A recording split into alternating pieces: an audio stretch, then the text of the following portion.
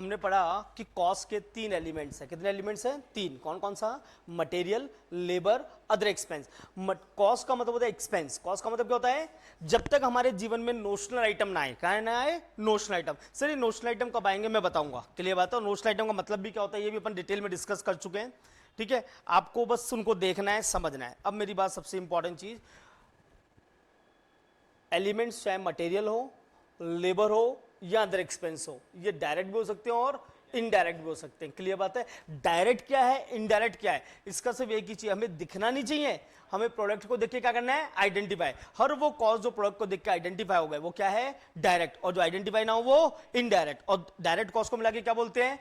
Prime cost. और indirect cost को मिला के ओवरहेड्स। और दोनों मिल गए तो टोटल कॉस्ट। और कस्टमर को क्या बताएंगे? Selling price. कैसे आएगा? Cost plus profit. Cost plus profit. Clear बात समझ?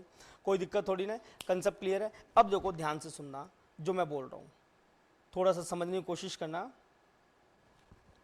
शर्ट बनानी है। क्या बनानी है? शर्ट। बताओ शर्ट के लिए सबसे पहले क्या चाहिए? क्लोथ चाहिए। क्लोथ हमारा क्या है? डायरेक्ट मटेरियल, या मैं रॉ मटेरियल बोल दूं, एक ही बात है। डन बात है। अब इस क्लोथ को हमें किस में कन्वर्ट करना है? शर्ट में। किस में कन्वर्ट करना है? शर्ट में। तो क्लोथ, भैया शर्ट को बनाने के लिए क्लोथ तो लगा होगा ना, ये आइडेंटिफाई हो रहा है। तो cloth is a direct material. Cloth is a, अब इस क्लोथ को कन्वर्ट किया हमने किस में? शर्ट में। तो कन्वर्ट करने के लिए लेबर लगी होगी, अदर एक्सपेंस हुए होंगे। क्लियर बात समझ में? तो मेरी बात सुनना, रॉ मटेरियल को हमने शर्ट में कन्वर्ट किया, और shirt is a finish goods. Shirt is a, तो रॉ मटेरियल को फिनिश गुड्स में कन्वर्ट करने के लिए जितनी भी कॉस्ट लगती है उस कॉस्ट को एक वर्ड में बोलते हैं कन्वर्जन कॉस्ट। क्या बोलते हम लोग? Conversion cost. क्या बात समझ में आ गई? कॉपी में नहीं देखना, अभी इधर ध्यान दो। बताओ रॉ मटेरियल को फिनिश गुड्स में कन्वर्ट करने के लिए जो भी कॉस्ट लगी उसे क्या बोलेंगे? Conversion cost. क्लियर बात है? अब मुझे आंसर देना, क्या कन्वर्जन कॉस्ट में रॉ मटेरियल कॉस्ट इंक्लूड होगी क्या? नहीं, इंक्लूड नहीं होगी। अरे रॉ मटेरियल तो कपड़ा था ना, वो तो कपड़ा था, वो तो डायरेक्ट मटेरियल है। अब उस पर ही तो काम हो रहा है, उस पर वर्किंग हो रही है। क्या हो रही है? इसको बोलते हैं WIP, वर्क इन प्रोग्रेस। क्या बोलेंगे? Work in progress. के लिए बात है। तो डायरेक्ट मटेरियल के अलावा जितनी भी कॉस्ट लगती है उस कॉस्ट को कलेक्टिवली क्या बोलेंगे? Conversion cost. क्या बोलेंगे? यानी कि इन शॉर्ट में बोलूं, conversion cost equals to direct wages plus direct expense plus indirect material plus indirect wages plus indirect expense. Clear बात समझ? मतलब डायरेक्ट मटेरियल को छोड़ दो, उसके अलावा जितनी भी कॉस्ट है वो सब क्यों लगी होगी? कन्वर्ट करने के लिए। काहे के लिए लगी होगी? कन्वर्ट। किसको कन्वर्ट करना है? रॉ मटेरियल को फिनिश गुड्स में। रॉ मटेरियल को फिनिश गुड्स में। तो रॉ मटेरियल के अलावा, डायरेक्ट मटेरियल के अलावा जितनी भी कॉस्ट होती है उसे कलेक्टिवली क्या बोलेंगे? Conversion cost. क्या बोलेंगे? Conversion cost. क्या कंसेप्ट क्लियर है? अरे बोलो ये सुनो। अब मुझे बताओ जल्दी से, कस्टमर को क्या बताना है? Selling price. कैसे आएगा? Cost plus profit. Cost plus, और ये प्रॉफिट किसके लिए चाहिए? हमारे लिए, 20 बच्चों के लिए। अपना क्या भी, अपन तो फकीर है ना, झोला उठाएंगे चल देंगे। बताया था ना, प्रॉफिट किसके लिए चाहिए होता है? बीवी और बच्चों के लिए। उनको मतलब नहीं है भैया, उनको पैसा चाहिए। क्या चाहिए? पैसा। क्लियर बात है? तो जल्दी बताओ, किसको भूलो मत, कस्टमर को क्या बताना है? Selling price. कैसे आएगा? Cost plus profit. Cost plus selling price कैसे आता है? Cost plus. भैया बताओ, ये पेन बनने में 10 रुपए लग गए, अब तुम 5 रुपए प्रॉफिट चाहते हो तो कस्टमर को कितने में सेल करोगे? 15। तो 15 रुपए की सेलिंग प्राइस कैसे आई? आपकी कॉस्ट लगी 10, 5 का प्रॉफिट ले लिया, तो cost plus profit equals to selling price. यही पूरी कॉस्ट में करना है हमको। पर ये 10 कैसे आया? कॉस्ट, ये इंपॉर्टेंट था। ये कैसे आएगा कॉस्ट? बताओ। एलिमेंट से पता चलेगा। डायरेक्ट या, बताओ क्या मैं इसको बोल सकता हूं? Direct cost plus indirect cost. Direct cost plus, clear बात है? टोटल कॉस्ट कैसे आएगा? Direct cost plus.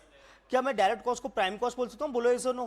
क्या मैं इनडायरेक्ट कॉस्ट को ओवरहेड बोल सकता हूं? तो टोटल कॉस्ट का एक और फॉर्मूला बताओ, प्राइम कॉस्ट प्लस ओवरहेड्स। तो आपको आना चाहिए how to make formulas, not to रट्टाफिकेशन।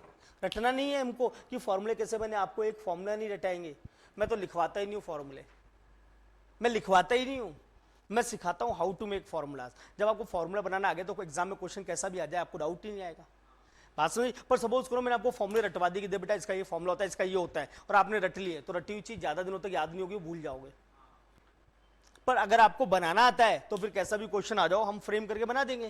Clear बात है? मुझे जल्दी से बताओ कॉस्ट के कितने एलिमेंट्स हैं? 3। कौन कौन सा? मटेरियल, लेबर और अदर एक्सपेंस। तीनों कितने टाइप के? 2, डायरेक्ट और इनडायरेक्ट। डायरेक्ट कॉस्ट को मिला के क्या बोलेंगे? इनडायरेक्ट कॉस्ट को मिला के ओवरहेड्स। दोनों मिल गई तो टोटल कॉस्ट। तो टोटल कॉस्ट कैसे आएगा बताओ? पहला तरीका डायरेक्ट कॉस्ट प्लस, दूसरा तरीका prime cost plus. Direct cost को प्राइम कॉस्ट बोल सकता हूं, इनडायरेक्ट कॉस्ट को क्या बोल सकते हैं? ओवरहेड्स। आज के बाद हमें कॉस्ट के टर्म्स यूज करने हैं। डायरेक्ट कॉस्ट ना बोल के हम क्या बोलेंगे? Prime cost. इनडायरेक्ट कॉस्ट ना बोल के क्या बोलेंगे? ओवरहेड्स। क्या बोलेंगे? जितनी भी इनडायरेक्ट कॉस्ट होती है उसे कलेक्टिवली हमने एक नाम दे दिया, प्यारा सा छोटा सा मुन्ना सा, ओवरहेड्स। का नाम दे दिया ओवरहेड्स। अब मैं एक और चीज लिखने वाला हूं, बताना सही है क्या? Direct material plus conversion cost. सही है क्या? बिल्कुल सही है। कि डायरेक्ट मटेरियल लेके आए, उसको कन्वर्ट करा फिनिश गुड्स में, तो वो जो कॉस्ट लगी उसको बोला ना कन्वर्जन कॉस्ट, तभी तो मेरी क्या आएगी? Total cost. क्या आएगी? Total cost. तो एक 3 तरीके हो गए टोटल कॉस्ट निकालने का। पहला तरीका बताओ। अच्छा ये चल नहीं रहा है। Plus indirect cost. दूसरा तरीका क्या है? Prime cost plus overhead. और तीसरा तरीका direct material plus conversion cost. Plus conversion cost.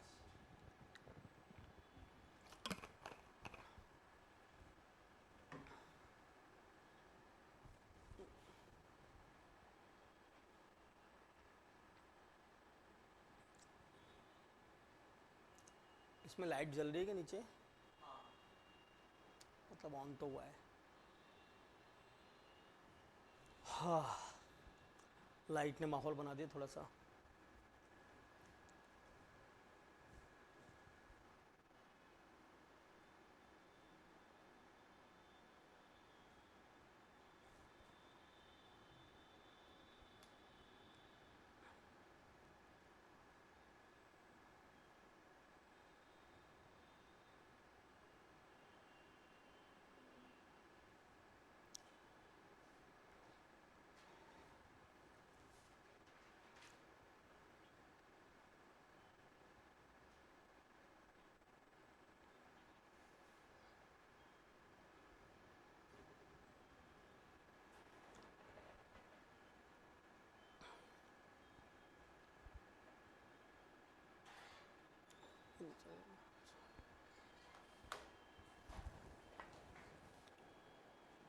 अच्छा इधर था, मैं इससे शक्ति प्रदर्शन कर रहा हूँ।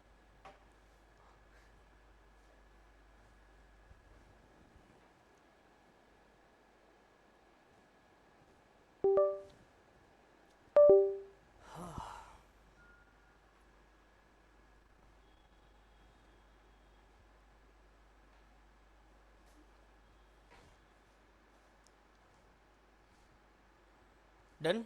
चलो तो टोटल कॉस्ट हमको पता चला कैसे निकलेगा। एक तो direct cost plus indirect cost, दूसरा निकलेगा प्राइम कॉस्ट प्लस ओवरहेड, और तीसरा निकलेगा direct material plus conversion cost. Direct cost क्या होती है?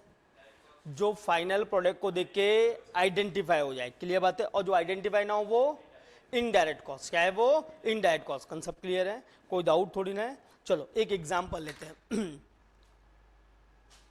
सोडानी स्वीट्स नाम सुना है? अपन सोडानी स्वीट्स गए भैया समोसा खाने। क्या खाने? समोसा। अजम्पशन लो भैया अपने हाथ में समोसे की प्लेट है, दिख रही है क्या समोसा? बताओ इसको देख के बताओ कौन कौन सा मटेरियल डायरेक्टली लगा है? बताओ। आलू, बेसन, तेल। हाँ हाथ में आ रहा है, आइडेंटिफाई हो रहा है ना तेल। और बताओ। चटनी, चटनी आइडेंटिफाई हो रही है। प्लेट आइडेंटिफाई हो रही है। मैदा भी तो आइडेंटिफाई हो रहा है ना? आइडेंटिफाई हो रहा है ना? और मसाले, मिर्ची आइडेंटिफाई हो रही है। नमक आइडेंटिफाई हो रहा है। दिखना जरूरी नहीं है, नमक दिखता नहीं है, मिर्ची दिखती नहीं है, पर वो आइडेंटिफाई होनी चाहिए। क्या होनी चाहिए? ये सब क्या है? Direct material. क्या है ये? Direct material. समझ में आ गया? कंसेप्ट क्लियर है? अरे बोलो ये सुनो, ये बने होंगे किस पे? कढ़ाई पर।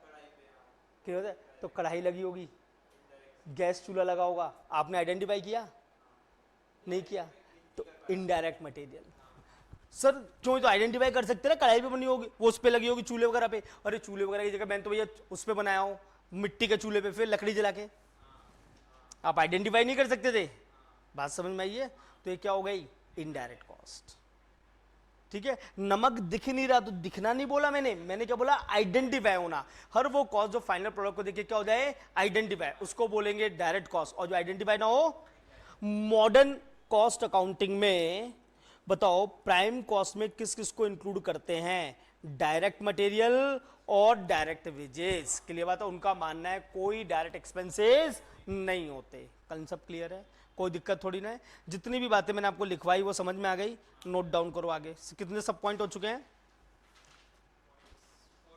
पॉइंट नंबर 5, सब पॉइंट 5 से ना, सब पॉइंट 5, सब पॉइंट 5 लिखना। all cost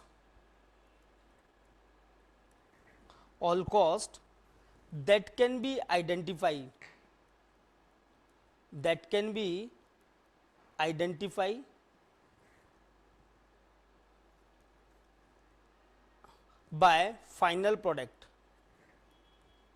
by final product called direct cost, all cost that can be identified by a final product called direct cost. Point number 6, all cost other than direct cost,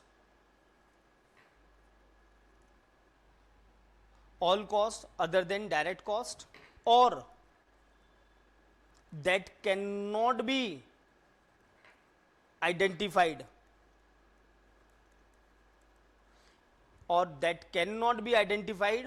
by final product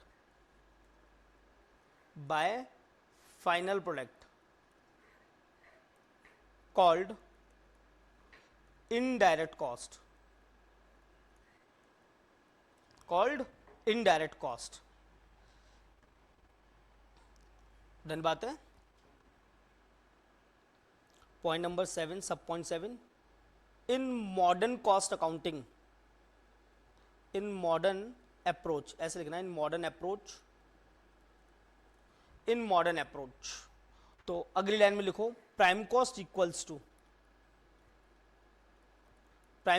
equals to direct material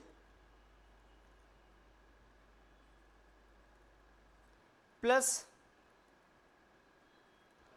direct wages. बस modern approach वाले बोलते हैं कि भैया prime cost में सिर्फ 2 ही direct cost है, material और वेजेस, इनके अलावा कोई और कॉस्ट डायरेक्ट होती नहीं है। क्लियर बात है। तो ये था हमारा एलिमेंट्स ऑफ कॉस्ट। क्या था हमारा एलिमेंट्स ऑफ कॉस्ट, जो जब तक कॉस्ट पढ़ेंगे तब तक काम आएगा ये, क्योंकि हमारा सब्जेक्ट क्या है, कॉस्ट। और कॉस्ट में क्या पता होना चाहिए, एलिमेंट्स। अरे भाई कोई भी कॉस्ट कैसे बनी, क्लियर बात है। ये बॉटल बना रहे हैं हम लोग, ये बॉटल क्या है हमारा, कॉस्ट ऑब्जेक्ट। कितनी बनी, नंबर, वो कॉस्ट यूनिट होगी। जहां बनी वो कॉस्ट सेंटर। अब इस बॉटल को बनाने में क्या लगा होगा, मटेरियल, लेबर, अदर एक्सपेंस। बताओ क्या क्या मटेरियल लगा होगा, प्लास्टिक। आइडेंटिफाई हो रहा है तो plastic is a direct material. Clear बात समझ में आई। और आइडेंटिफाई नहीं हो रहा ना। अब बताओ ये किसके थ्रू बना होगा भैया, मशीन की। तो मशीन को ऑपरेट करने के लिए वेजेस, लेबर लगी होगी। लेबर को हमने क्या दी होगी, वेजेस। लेबर को क्या दी होगी, वेजेस। क्या था वो, direct expense, direct wages. Direct wages क्या है वो, डायरेक्ट वेजेस। क्लियर बात है। और कोई खर्चा लगा होगा इसको,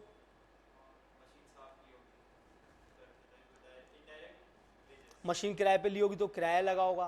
पता चल रहा है कि मशीन किराए पे थी, पता नहीं चल रहा ना, तो डायरेक्ट की इनडायरेक्ट। और मशीन खुद की तो क्या लगेगा, डेप्रीसिएशन। कैसे पता चल रहा है, बॉटल को देख के मशीन खुद की थी, आइडेंटिफाई नहीं हो रहा ना, तो डायरेक्ट की इनडायरेक्ट, इनडायरेक्ट। हर वो कॉस्ट जो फाइनल प्रोडक्ट को देख के आइडेंटिफाई हो जाए वो डायरेक्ट, और जो आइडेंटिफाई ना हो वो इनडायरेक्ट। क्लियर बात है। डायरेक्ट कॉस्ट प्रोडक्ट को देख के आइडेंटिफाई हो जाती है, पर इनडायरेक्ट कॉस्ट कभी भी प्रोडक्ट को देख के आइडेंटिफाइड नहीं होती। क्या कंसेप्ट क्लियर है, कोई डाउट थोड़ी ना है। वापस एक बार क्विक रिवाइज करा दो 2 मिनट के अंदर। कॉस्ट के कितने एलिमेंट्स होते हैं, तीन। कौन कौन सा? Material, labour, other expense. Clear बात है? मटेरियल भी एक्सपेंस है, लेबर भी एक्सपेंस है, पर इन दोनों को हमने अलग रखा। इसके अलावा जितने बच गए उनको कहां बोला? अदर एक्सपेंस में।